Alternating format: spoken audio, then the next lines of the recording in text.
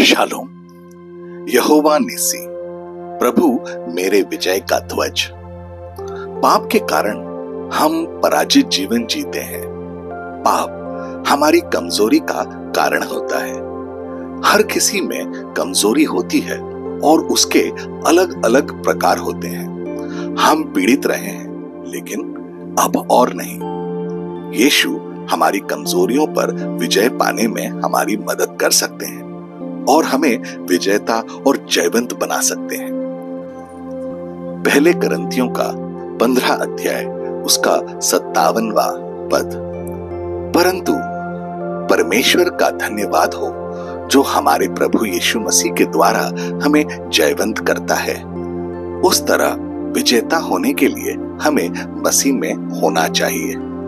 उनके बिना हम कुछ नहीं कर सकते, लेकिन उनके साथ हमारे लिए सब कुछ संभव है। यहोवा निसी का वास्तव में अर्थ है यहोवा मेरा ध्वज। इसे जानने की जरूरत है कि परमेश्वर ने खुद को इस रूप में कैसे प्रकट किया। यह नाम पहली बार निर्गमन के पुस्तक में 17 अध्याय उसके 15वें पद में दिखाई दिया। तब मूसा ने एक वेदी बनाकर उसका नाम यहोवा निसी रखा। वह शक्तिशाली परमेश्वर है। वे वही है जिसने मिस्र पर विपत्तियां भेजी और अपने लोगों को बचाया। वे वही है जिसने लाल सागर को 2 भागों में बांटा और अपने लोगों को समुद्र के बीच में सूखी जमीन पर चला के उन्हें पार करवा दिया।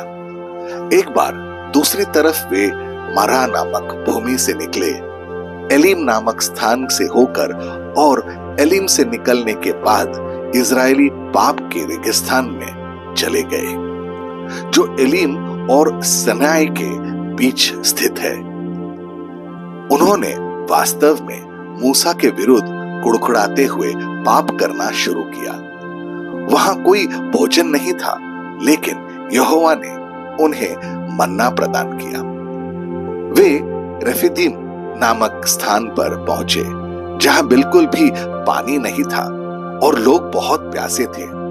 फिर से उन्होंने मूसा को धमकाना और परमेश्वर पर संदेह करना शुरू किया, और वे सब कुछ भूल गए जो परमेश्वर ने उनके लिए किया था, जिसमें आश्चर्यक्रम के कार्य भी शामिल थे।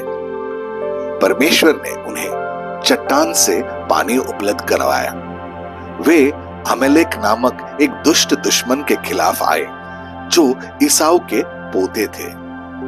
अमेलेक और उसके लोग अमेलेकियों भयानक लोग थे।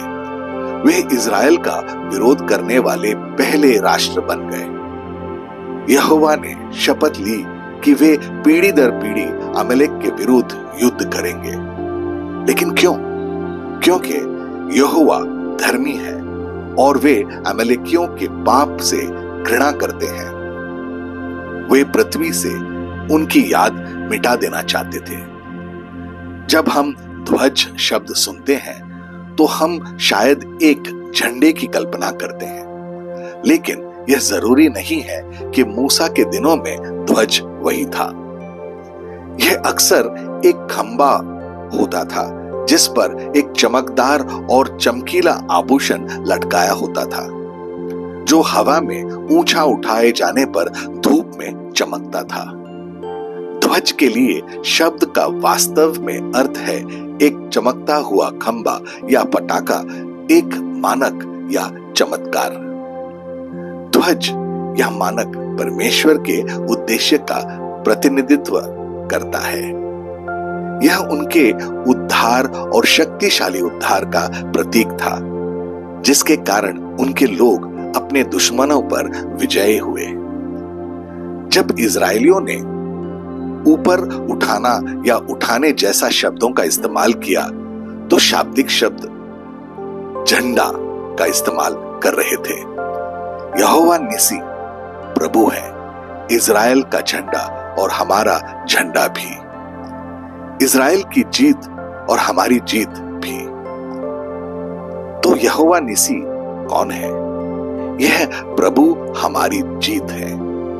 जब तक हम स्वीकार करते हैं कि मेरे जीवन में विजयी परमेश्वर है, तब तक हम अपने परिस्थितियों पर काबू पा लेंगे।